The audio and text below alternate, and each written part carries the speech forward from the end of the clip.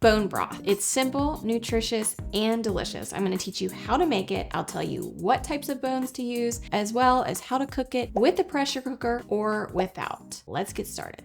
The nutrients in your bone broth will vary based on the bones you choose. However, collagen, that's in there. Everybody wants collagen for skin, for hair, reducing inflammation in the body in general. It helps with the mucosal lining of the digestive tract if you have leaky gut, and so much more. Bones. First thing to look for, if within your budget, is getting bones from animals that are grass-fed, pasture-raised. That's going to increase the nutritional content in your bone broth. And also, if you can, opt for organic with no antibiotics and added hormones. This is how you're going to keep contaminants out of your bone broth.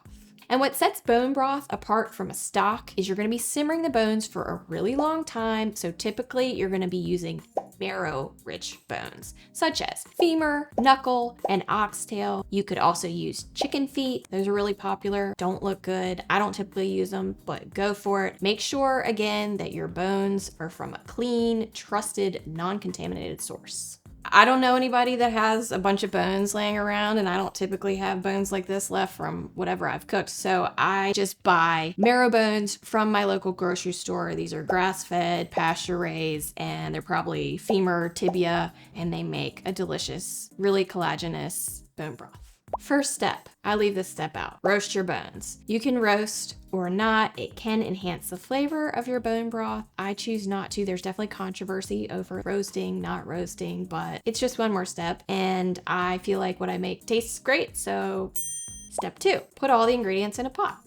You can actually do this on the stovetop, or you can do it in the oven, or you can do it in a pressure cooker. I'm using 4 pounds of beef marrow bones, 2 carrots, which I've chopped up, an onion that I've quartered, about a cup of parsley, 2 tablespoons of apple cider vinegar. This helps break down the collagen and extract minerals from your bones, 1 tablespoon of salt, and 10 cups of water, or if using a 6-quart pressure cooker, fill to just beneath the max fill line. If you don't follow this recipe exactly, that's totally fine, but just make sure all of your bones are fully submerged under the water.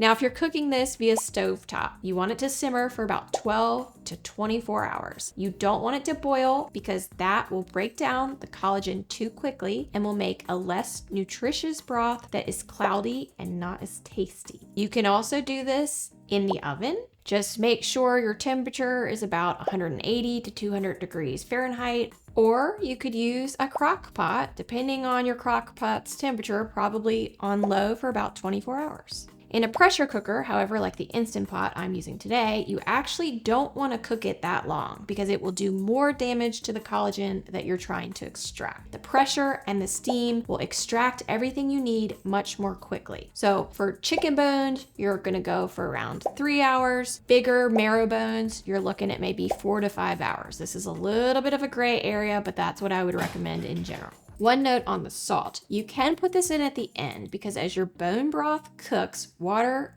might evaporate, it condenses some and becomes saltier. I don't have an issue with that because I don't make it overly salty in the first place, but just so you're aware. Once your bone broth is done, you're gonna strain it. You can use a fine mesh strainer or cheesecloth if your broth has a lot of impurities. You can also skim the impurities off during the cooking process if you did it on stovetop or in the oven. I'm just gonna use a regular strainer because mine looks pretty good, and we'll go from there. Then I take the entire pot of bone broth and put it in the fridge so it can cool. It will develop a layer of fat on the top that I will then remove. You can choose to leave the fat on it if you would like. And once I've scraped the fat off, I pour it into individual quart-sized mason jars, store what I'm gonna use in the fridge, and freeze the rest. Now I've got 4 quarts of super nutritious, collagen-rich bone broth that I can use for soups, stews. One of my favorites is my beef stew, which is a recipe that I will have linked for you below. This will save you a ton of money. High quality bone broth from the grocery store is expensive.